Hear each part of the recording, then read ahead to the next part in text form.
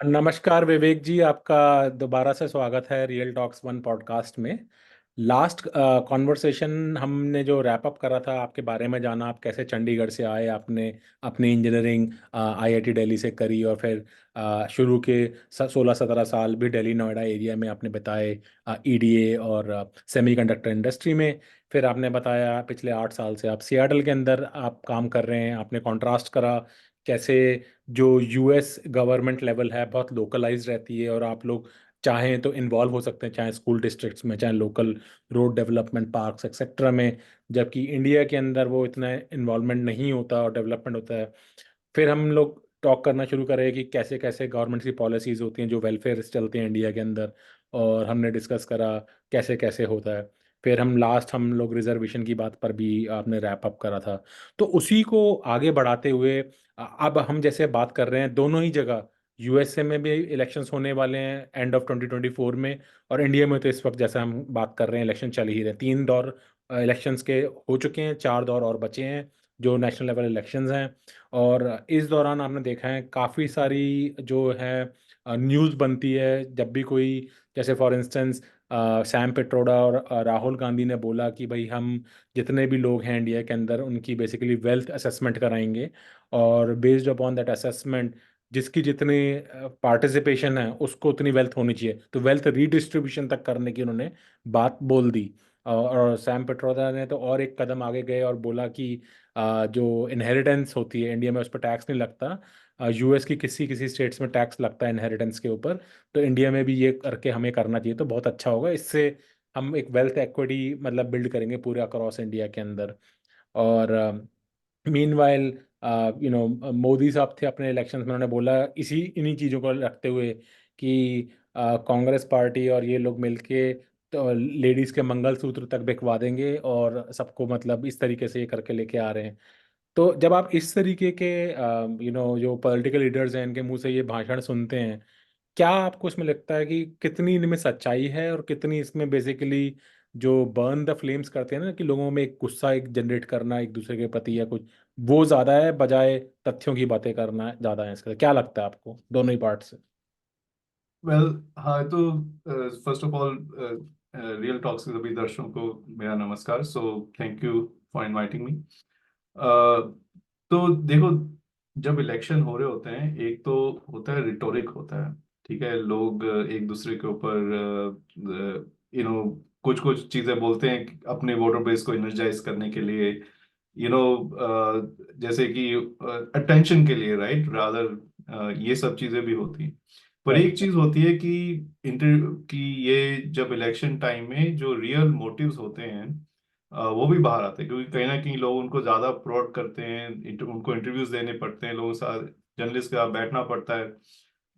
तो कहीं ना कहीं वो जो एक्चुअल जो इंटेंशन है पॉलिसी लेवल की, और जो माइंडसेट है, जो थॉट है, वो भी बाहर आता है। सो मैं दोनों तरीके से कहूंगा कि जैसे सैम पेट्रोडा के जो थी वो टॉक, वो एक इंटरव्यू में आई थी, तो वो ऐसे ही ऑफ द कफ नहीं थी, वो ऐसे एक रैली की स्पीच में नहीं था वो।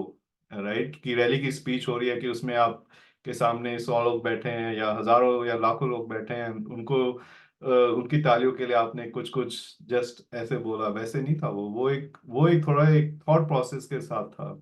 और आई थिंक इसी दौरान, अब जैसे आप मोदी के भी इंटरव्यू सुन सकते हैं, काफी जो पॉलिटिक पॉलिटिक एटलीस्ट जो बेसिक थॉट है, और जो कि on the welfare schemes, on the other schemes, Modi has recently given a lot of interviews. I have not listened to all, of course. पर अभी कल मैंने एक वो अर्नब का इंटरव्यू आ रहा था, कुछ कुछ लेवल पे मैंने सुना, तो जो भी आपको कुछ कुछ चीजें उनसे पता लगती है कि एटलीस्ट उनकी जो बेसिक थॉट क्या है। अब आपको ये 5 साल में इतनी नहीं पता लगती जब तक ये इंटरव्यूज नहीं आ रहे होते हैं, राइट। 5 साल में आपको एक स्पीच मिलती है। सो स्पीच एक अलग होती है, क्योंकि स्पीच कई बार एक रिटर्न भी होती है और उसके पीछे आप एक पर्टिकुलर मैसेज दे रहे हो, बट आप अलग तरीके से दे रहे हो। पर एक इंटरव्यू सेटिंग में जैसे हम दोनों भी आपस में बात कर रहे हैं, सो बड़ा डिफिकल्ट होता है कि आप ऐसे ही आपने कुछ भी बोल दिया, ऐसा नहीं होता है। आपकी जो आपकी थॉट है, जो जिस चीज में आप बिलीव करते हो, वही चीजें बाहर आती हैं। तो इसलिए मैं थोड़ा सा इसको करना चाहूंगा डिफरेंशिएट कि भाई एक इलेक्ट्रिकल रेटोरिक है, और एक है कि थोड़ा उसमें पॉलिसी बैकग्राउंड भी आता है, आपकी जो बेसिक फिलॉसफी है जिसमें आप बिलीव करते हो। और सैम पिट्रोडा के तो खैर अभी बहुत सारे I think he has also resign, उन्होंने काफी और भी चीजें कह दी जिसमें लोगों ने बहुत ज्यादा ऑब्जेक्शन किया, और इनफैक्ट काफी हर्टफुल कमेंट्स भी थे वो, कि जो इंडिया है वो डिसजॉइंट है। इट्स नॉट लाइक कि हम इंडियंस जो हैं अलग अलग हैं, किसी ने जबरदस्ती हमको साथ में रखा जोड़ हुआ है, दिया यूनियन ऑफ जोड़ स्टेट्स। जोड़ के रखा हुआ है। इनफैक्ट कांग्रेस के एक और है मिस्टर दिलीप चेरी, उन्होंने तो एक बहुत ही और इस मामले में बोला कि इंडिया जो है is a temporary union of unfriendly tribes, he said even that, which was I was shocked to hear that. I was really shocked, and like ये दर्शाता है एक्चुअली काफी लोगों की western education, also western point of view भी यही है। अगर कोई इंडिया को बाहर से देखेगा जो इंडिया में दैट्स नहीं रहा है, तो उसको शायद ऐसा लगेगा, ऐसा लग सकता है। तो अगर कोई यूएस में पला बड़ा हुआ ऐसे बोलता है, शायद मुझे कुछ फर्क नहीं पड़ता। पर अगर कोई इंडिया में रह के बड़ा हुआ है, उसके बाद चाहे वो बाहर भी आ गया, फिर भी वो ऐसी बात बोलता है, तो फिर राइट। आपको लगता है कि पता नहीं लोगों ने इंडिया में किया क्या है। और ये एक बड़ी नेशनल पार्टी के इन्फ्लुएंशियल पीपल रहे हैं, तो इनकी सोच ऐसी है। तो right. We are really shocked to hear that. In fact इससे एक बात और भी निकल के आती है, आपको ध्यान होगा कि नहीं, लेकिन जब यूपीए की गवर्नमेंट थी तब एक बारी जो ये राम सेतु जिसे बोलते हैं, जो श्रीलंका को रामेश्वरम से जोड़ता है, जो बेसिकली उस पे आया था कि अगर इसके बीच में वो खोद के इसको शिप का रूट बना देंगे, तो कांग्रेस राइट। गवर्नमेंट ने उसको पार कर दिया था, अप्रूव कर दिया था कि हाँ करो। और जब सुब्रमण्यम स्वामी ने चैलेंज करा था इसको कि भाई ये तो नहीं करना चाहिए, तुम ये कैसे कर सकते हो, तो उसने बोला था कि राम वाम क्या होता है, ये तो सब माइथोलॉजी है, दैट डजंट एग्जिस्ट। तो फिर उसने जाके प्रॉपर कोर्ट में फाइल करके स्टे ला के उसको रुकवाया था। मतलब सुब्रमण्यम स्वामी का एक केस है स्पेसिफिक, बड़ा फेमस है। तो उससे भी लोगों को बड़ा धक्का लगा। माइथोलॉजी है या रियलिटी है ये तो बता पाना बड़ा मुश्किल है, बट एटलीस्ट टेक्स्ट में तो लिखा है कि राम सेतु। टेक्स्ट में नहीं, और एक काइंड ऑफ एक ये मतलब जो हमारे जो मेजर एपिक्स हैं जैसे रामायण महाभारत, इसको लोग इतिहास मानते हैं, राइट। Correct correct. ये इतिहास मानते हैं। अब इसकी क्या पर ऐसा कैसे हो सकता है कि रामायण के जैसे, समझो सही कि देर आर लाइक 300 वर्जन्स, और हाँ रामायण पूरे इंडिया में हर तरफ है। सो कहीं ना कहीं कोई एक लोगों का बिलीफ सिस्टम तो काफी स्ट्रांगली जुड़ा हुआ है। तो करेक्ट करेक्ट। उसको उसको हर्ट करना तो शायद definitely it was attack on India's, you can say heart in A way. Right right right.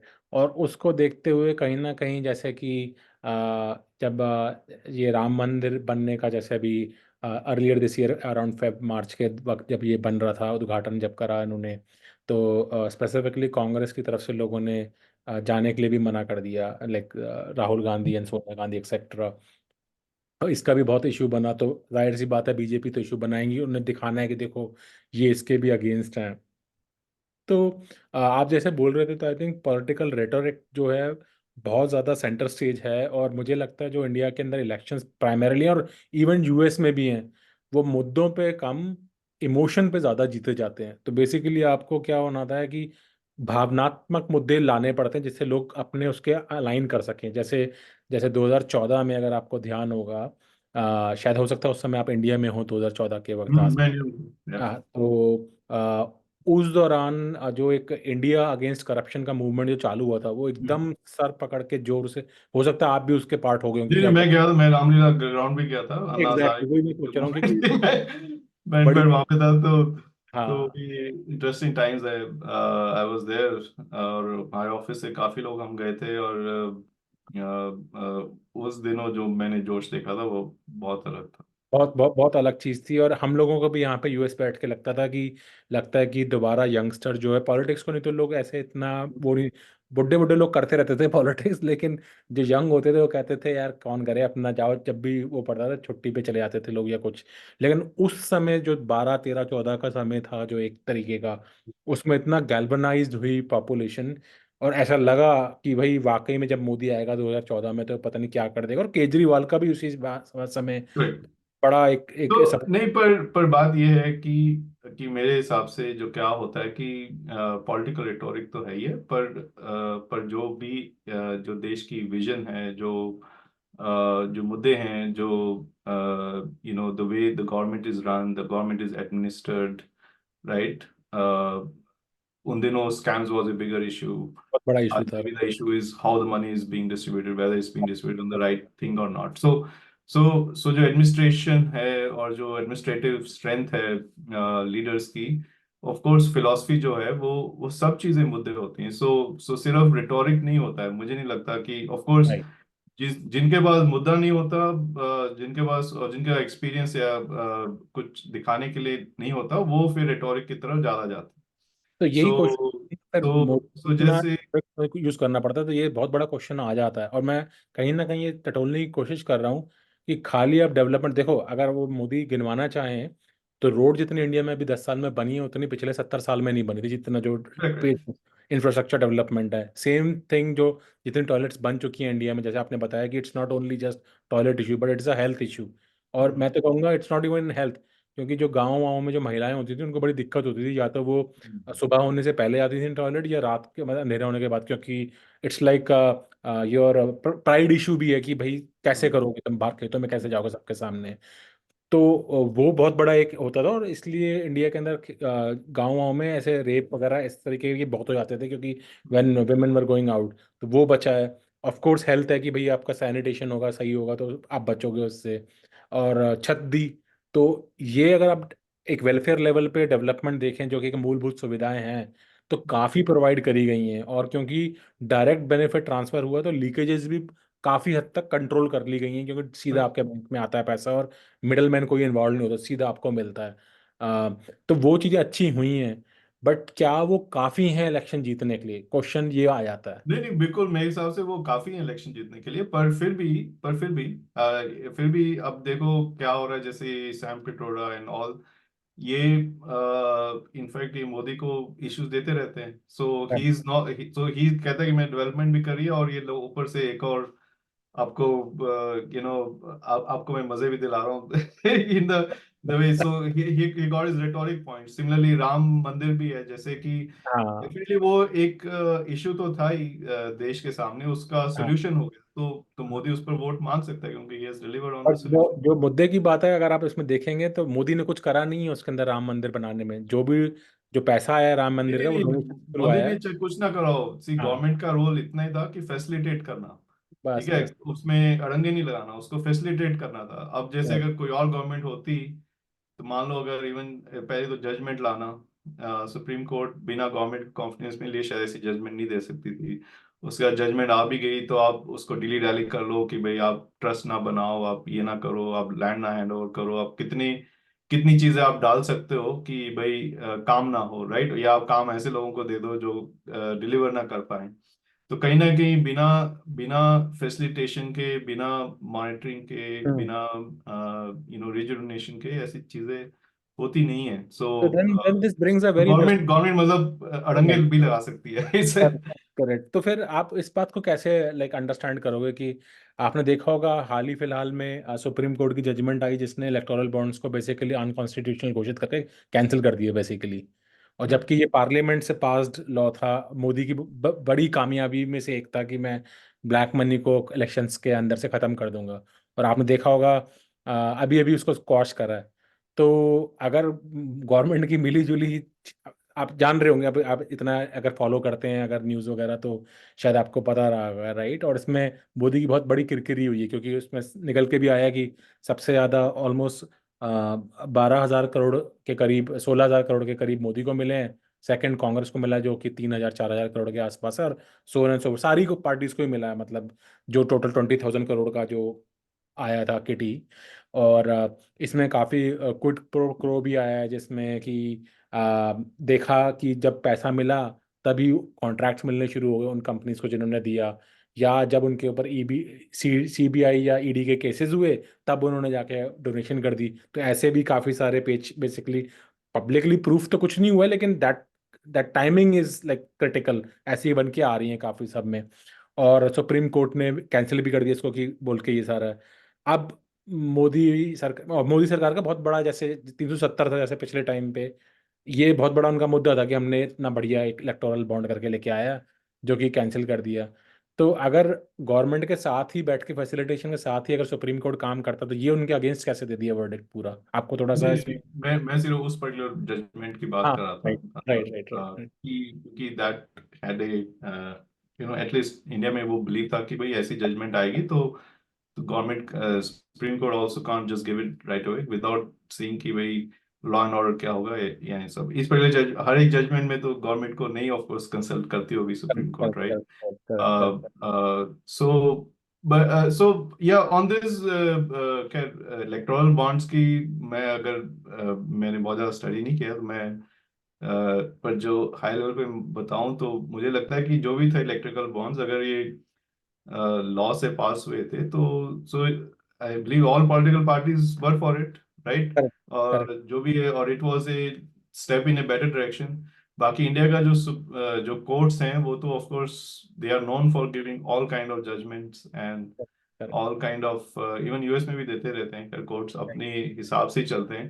But right. Courts जब पॉलिसी मैटर्स में जजमेंट देते हैं तो वो I am not sure how it shall work, but जैसे US में एक, again मैं यूएस का एंगल लाऊंगा कि यहाँ पे जब ये जजेस की अपॉइंटमेंट होती है तो वो कहते हैं, कुछ एक स्ट्रीम ऑफ जजेस जो कहते हैं कि जजेस का काम इतना ही है कि जैसे लॉ बना है वो उसको इंटरप्रेट करें। इंटरप्रिटेशन करें, और वो एक इंडिया की एक उल्टी स्ट्रीम वैसे। ऑफ जजेस है जो कहते हैं कि नहीं, हमारा काम सिर्फ ये नहीं है, हमारा काम सोसाइटी का कॉन्स्टिट्यूशन बेनिफिट भी को। है, तो हम चीजों को वैसे देखेंगे। करेक्ट। तो कहीं ना कहीं जो मेरा पर्सनल जो व्यू है वो ऑफ कोर्स कि जजेस का काम होना चाहिए कि लॉ फॉलो हुआ है कि नहीं हुआ, rather than trying to set up the own own law. क्योंकि अगर सुप्रीम कोर्ट ने मान लो इलेक्ट्रिकल बॉन्ड्स तो कैंसिल कर दी, पर उसकी ऑल्टरनेट क्या दिया? अगर कोई कुछ नहीं। ऑल्टरनेट नहीं दिया तो ऐसा तो नहीं पॉलिटिकल पार्टीज को पैसा नहीं मिलेगा, इलेक्शन में पैसा तो वो तो मिलेगा ही। अभी भी मिला है, फिर राइट। वो पैसा बेसिकली फिर और ज्यादा गलत तरीके से आएगा, राइट? राइट। तो कहीं उससे उससे कोई किसी का बेनिफिट तो नहीं हुआ। अगर वो ट्रांसपेरेंट करना था तो वो एक अलग चीज है कि देखो हैव सेड कि ये सारे रिकॉर्ड्स ट्रांसपेरेंट कर दो। आई थिंक गवर्नमेंट ने एक्सप्लेनेशन दी थी कि किस रीजन की वजह से इन्होंने ये डिसाइड किया था कि ये कि किसको कितना मिला है, ये नहीं बताया जाएगा कि किस कंपनी ने किसको दिया, पर ये दिया जाएगा कि इस कंपनी ने इतनी दी है और इस कंपनी ने इतनी दी है, इस पार्टी को इतना मिला। सो कहीं हद तक उन्होंने उस लेवल, उन्होंने लॉ में ही ऐसा बनाया था कि किस कंपनी ने किस पार्टी को कितने दिए, ये इसको ट्रांसपेरेंट करने नहीं करा था, क्योंकि उन्हें था कि जो भी है, स्टेट गवर्नमेंट्स भी हैं इंडिया में, सेंट्रल गवर्नमेंट्स भी है, कि दूसरी गवर्नमेंट उसको तंग करेगी उस कंपनी को, whatever that was the thought at the time. Now whether it shall be fully transparent, it would have been better supreme court उस पर कमेंट करता, रादर देन पूरी स्क्रीन को स्क्रैप करने से तो शायद बेनिफिट नहीं होगा। हाँ, वो आप सही कह रहे हो। आई थिंक बेसिकली उन्होंने ये बताया कि जो fundamental right of the citizen है टू नो कि भाई कौन से कॉरपोरेट्स किसको दे रहे हैं, वो फंडामेंटल राइट्स में आता है एक्चुअली, कि तुम ऐसे नहीं है किसी को। क्योंकि यूएस में तो जैसे लॉबिंग का कॉन्सेप्ट होता है जिसमें ओपनली बता दें कि ये कंपनी इस कैंडिडेट को सपोर्ट कर रही है और पैसा दे रही है, सामने सामने होता है यहाँ। इंडिया में अभी शायद इतनी ट्रांसपेरेंसी उसले करते तो सब है, इंडिया में भी यही वाला काम, बट वो सामने खुल के नहीं आता कि भाई वो अंबानी अदानी के जैसे नाम यूज करते हैं, तो ऐसा तो है नहीं वो खाली मोदी को ही सपोर्ट करता है। अंबानी बानी 10 साल में तो बनी नहीं है कंपनी, ये तो 30 30 40 40 साल हाँ, से नहीं, ये सब सबको कॉर्पोरेट सभी को करते होंगे, और सबको सबको करते हैं। तो they have I to think work with everyone, business सबको अपना बिजनेस तो करना है। दे हैव टू वर्क, वो तो दे इतना बड़ा कांट सी बिजनेस, ये पावर में बिना होगा तभी मैं बिजनेस करूंगा। बिना सरकार के तो ये बिजनेस चलते भी नहीं है और चल नहीं होंगे। एसेंशियली आई थिंक जो इलेक्टोरल बॉन्ड में जो बेसिक जो क्वाश करा है ना, वो ये है कि ट्रांसपेरेंसी क्यों नहीं है इसमें। आई डोंट थिंक वो फंडामेंटली उस पर क्वाश करा कि as a law it is bad, it's just bad because transparency नहीं थी। अगर आपको देखा होगा आपने, तो जब स्टेट बैंक ऑफ इंडिया को बोला था कि तुम भाई पब्लिक करो डिटेल सारी है, तो स्टेट बैंक ऑफ इंडिया ने 3 महीने मांगे थे कि हमें डेटा रिकन्सिलिएशन करने में 3 महीने का टाइम लगेगा। जो तो भी है तो पर जो भी है वो, आई थिंक गवर्नमेंट का जो डिफेंस है वो तो यही है कि ये सभी पार्टीज ने मिलकर ये डिसाइड किया था कि ये वो ट्रांसफर। लाना चाहिए ना, डेटा देने में 3 महीने मांगने नहीं चाहिए थे। तो उससे ना कहीं छवि भी इनसे टेंट होती है कि तुम वैसे तो गाना सारा गाते हो कि हम करप्शन नहीं करते, ये नहीं करते।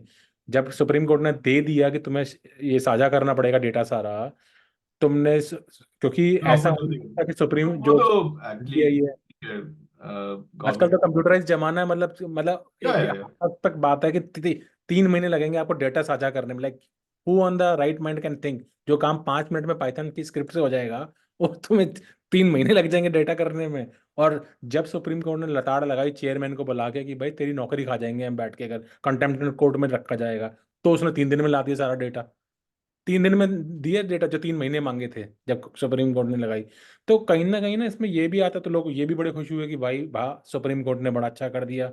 लेकिन जैसा आप बता रहे हो कि कभी वो इस तरीके की वर्डिक्ट दे देता है, कभी इस तरीके का दे देता है, तो कुछ पता भी नहीं नहीं होता नहीं, कि। मैं ये नहीं कह रहा हूँ, मैं ये कह रहा हूँ कि जो पॉलिसी मैटर्स हैं, हाँ, it's better if the verdict is on the law, interpretation as of per the law. Law, कि जो अगर पार्लियामेंट ने लॉ बनाया वो उसको सुपरसीड ना करे। अब चक्कर क्या है ना, तो मुझे इसमें उसके थोड़ा उस सा लॉ, ये है। उस, राइट, हाँ, क्योंकि अभी भी कई बार अभी फिर से ये अभी 370 के ऊपर सुप्रीम कोर्ट ने कितने महीने डिस्कशन करी, right? Right, I right, don't right. No by how supreme court has time for all this things, I would say जब जिस वो कंट्री तो है, में इतने केसेस, हजारों वो लाखों इम्पोर्टेंट नहीं है ना करोड़ों लोग। केसेस कहते हैं बैकलॉग है। हाँ, तो हाँ, हाँ, हाँ।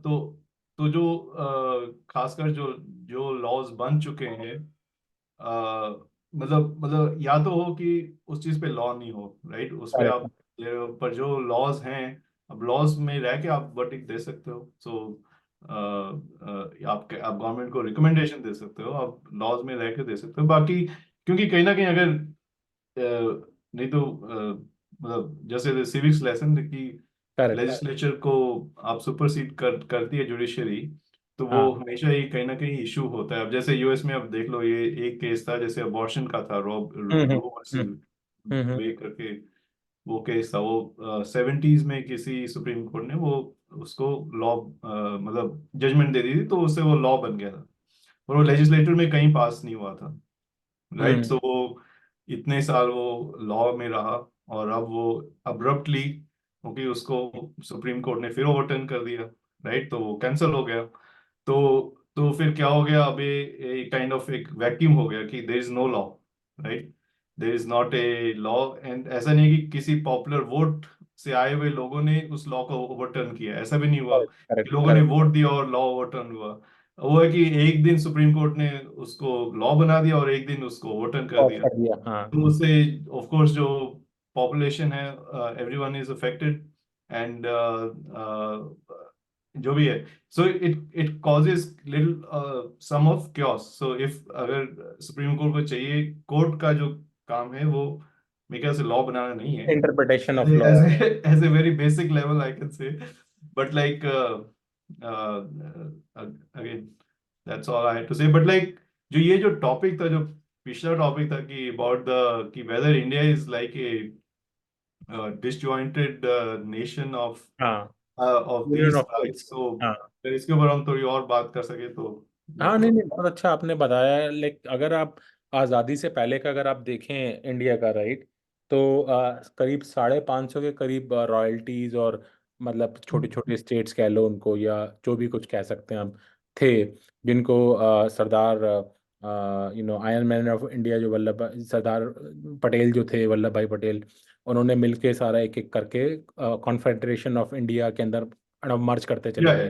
नहीं नहीं, पर मैं एक्चुअली मेरा जो, देखो, जो भी है hmm, Indian as a political entity बना थ्रू दिस प्रोसेस, उसमें कोई दो राय नहीं है कि hmm. By combining different princely states, by combining Britishers का जो एरिया था जिसमें उन्होंने राइट। अलग अलग वो किए थे, पर बात ये है कि क्या इंडियंस अपने आप को, जैसे तुम और मैं, हम इंडिया में बड़े हुए, क्या हमने राइट। कभी कभी ऐसा सोचा कि भाई हम लोग बड़े डिफरेंट हैं, जो हम दिल्ली या तुम आगरा में रहे हो या मैं चंडीगढ़ या में, कि भाई हम तमिलनाडु में जो रहते हैं, या जो हैदराबाद में रहते हैं, या बंगाल में रहते हैं, हम उनसे बड़े डिफरेंट हैं। हम कभी हमें अगर हम उन एरियाज में जाके रहेंगे तो हमें बड़ी दिक्कत आएगी। क्या हमारा ऐसा थॉट प्रोसेस रहा है, या हमारे को हमेशा से ऐसा लगा है कि भाई इट्स ठीक है, हमारे कल्चर्स अलग हैं, लैंग्वेज अलग है, राइट। खाना पीना थोड़ा अलग है, whatever, but we are always connected. वो जो हम्म, कनेक्शन वाली फीलिंग है, आई थिंक वो वो एक बड़ा टॉपिक है, क्योंकि अगर आप जैसे यूरोपियन माइंडसेट देखो, तो हम्म। यूरोपियन माइंडसेट हमेशा से ये रहा है कि एक नेशन है, उसमें एक ही लैंग्वेज हो सकती है। Right even right. आप यूएस में देख लो कि even in all 50 states English is mandatory. Correct. Even though यहाँ 50% लोग हिस्पैनिक, मतलब करेक्ट। जो ओरिजिनल स्पेनिश बोलते होंगे, हाँ हाँ बट हाँ। जब जैसे वो पब्लिक स्कूल में बच्चा जाएगा, इंग्लिश उनको आनी चाहिए, राइट। पढ़नी पड़ेगी। ठीक है, हाँ। ऐसे चाइना में भी देखो, उनके कोई एक जापान कोरिया सब जगह ऐसा ही है, उन्होंने हाँ। सारा एक लैंग्वेज, कभी लाइक 300-400 years ago ही put like one language to the nation. Europe में तकरीबन जो कंट्रीज हैं उनमें एक ही ऑफिशियल लैंग्वेज है। और राइट इंडिया एक ऐसा है जिसमें लाइक 16, इवन जैसे जब पाकिस्तान बना था तो पाकिस्तान में भी पहले बांग्लादेश साइड पे they used to speak Bengali. Right. Urdu थी, पंजाबी थी, सब। So even there was a thing I read कि भाई only 2% of people in Pakistan when it was formed in 1947 used to speak Urdu. Correct. Only 2%. क्योंकि And then पंजाब Jinnah बहुत बड़ा stood up and reason said कि we'll make Urdu as official language उनके लिए because बहुत दिक्कत हुई थी। homogeneity between the population, right right? Right. So which was so much revolted and people didn't like that, or but they tried over कि भाई हमें ये मस्ट है, अगर नेशन को साथ रखना है तो ये मस्ट है। पर इंडिया में ऐसा नहीं है। इंडिया में like Hindi, regional languages, everything work right. And you know so so हाँ, ये क्या चीज है जो इंडियंस को साथ में जोड़े रखती है, या is it that's kind of I think a very interesting question, and lot of people try to answer it, but या।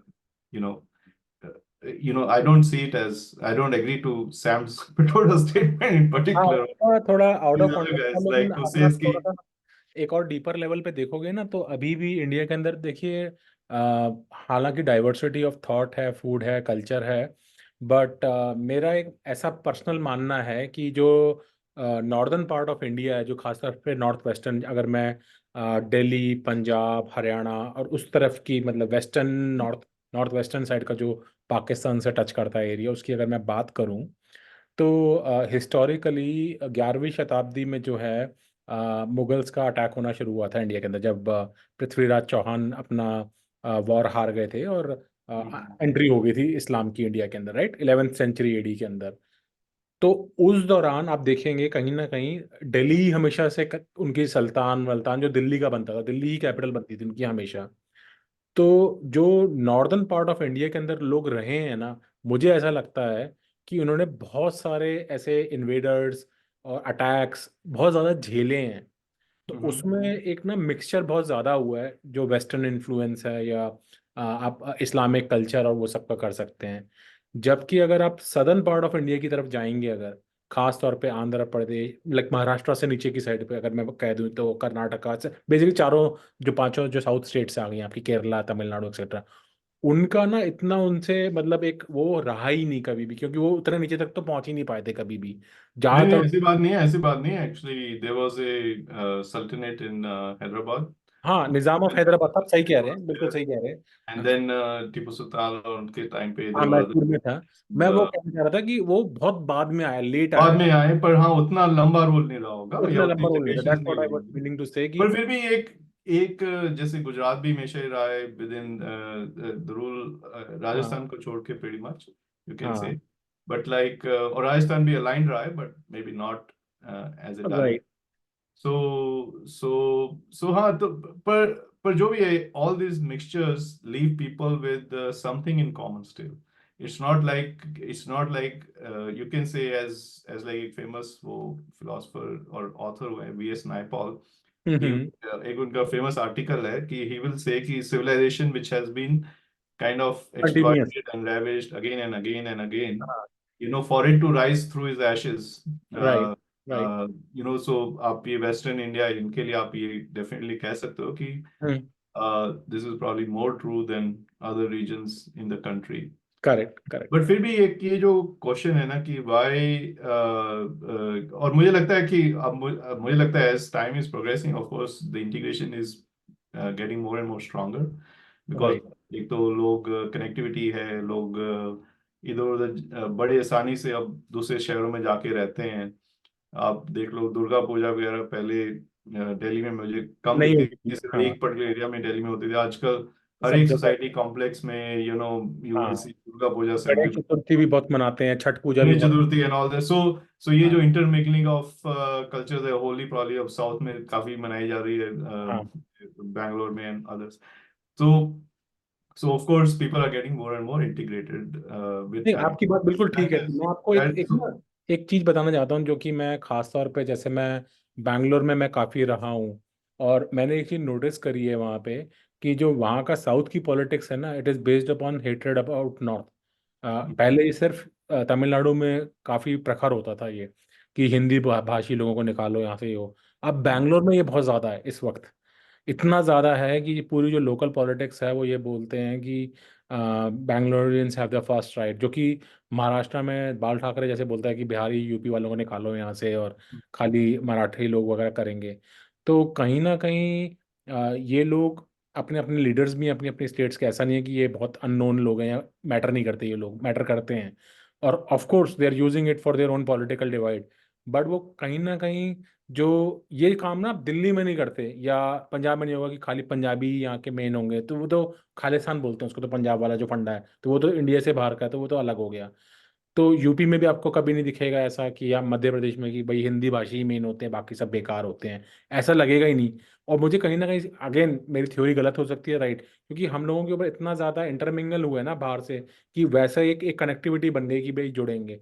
जबकि साउथ में बहुत से लोग टच नहीं हुए इन चीज़ों से, तो उसमें वो इन्फ्लुएंस हो जाते हैं अपनी रीजनल लैंग्वेज पे, कि भाई तमिल बड़ी, जैसे तमिल तो अपने आप को कहते हैं हम संस्कृत का भी पार्ट नहीं है, we are a completely distinct language category. जबकि जो नॉर्दर्न लैंग्वेजेस हैं अगर आप देखोगे, तो वो इंडो यूरोपियन करके बोलते हैं उसको, कि उसी का संस्कृत है, चाहे प्राकृत है, चाहे कोई भी है, इस तरीके से निकली है।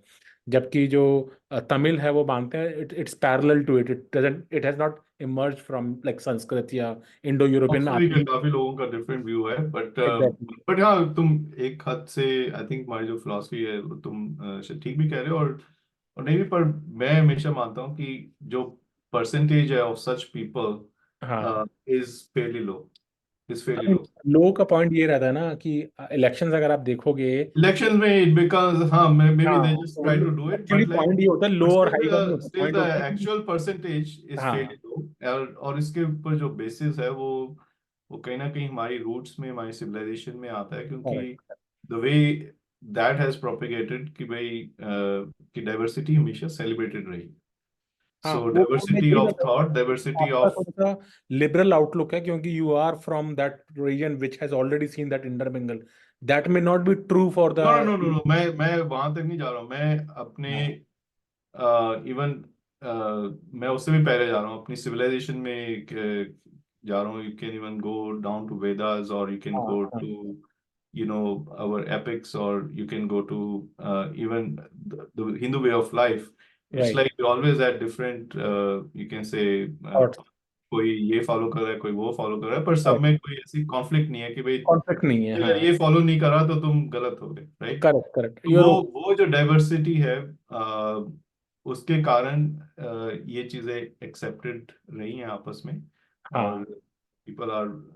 people accept diversity, and generally in India people accept diversity. Correct That's correct, what I believe. In fact, right right, मैं बस लोग कोशिश करते हैं कि अगर कोई नया आए तो उसके साथ मिलने की, कि उसको थोड़ा समझने की, rather than राइट।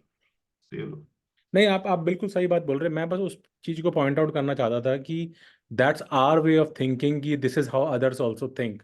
Yeah. नहीं, हम लोग गलती कर देते हैं, क्योंकि दैट्स नॉट ट्रू।